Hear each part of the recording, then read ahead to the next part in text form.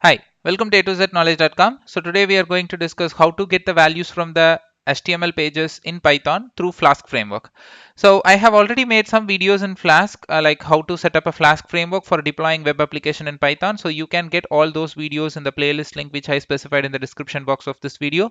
So today I'm going to show you how to get the values from the HTML page to Python.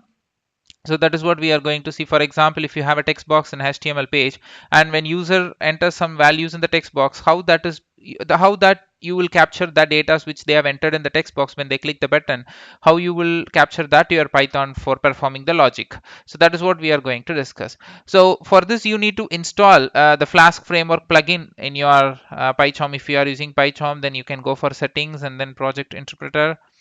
You just type for Flask, or you can use pip command in the command prompt, so you can install Flask. So if you are gonna use a command prompt, you can use pip install.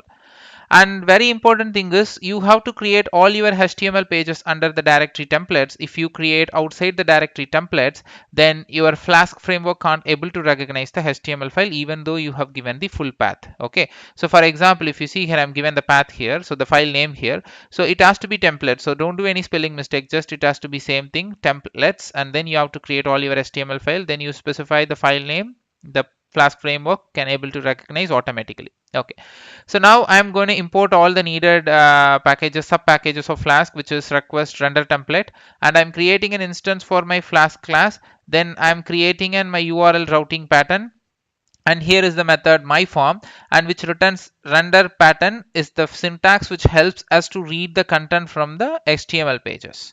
So now then like when I give the slash in the URL, so the home page, so it goes to the HTML file. When I give all, if you see my HTML page, it has a form, and the method is post because we are going to post it. And it's like I'm just going to enter my username, okay, login, but it's nowhere like I'm going to show you. I'm not going to show you any database connectivity. That is in the next video I'm going to show you, but not in this video. So I'm just enter my username. When I give submit, so whatever the content, the letters I have typed in the text box should come to my Python code. So for this, it comes to this method, which because it has a post method, and it's also the same URL slash.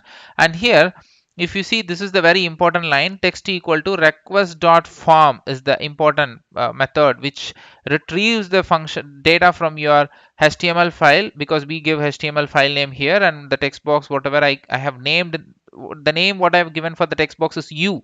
You can see this is a name I have given, so I have to give the same name here, u. Okay, now I'm just processing my text. I'm just converting that to uppercase, and then I'm returning the processed text.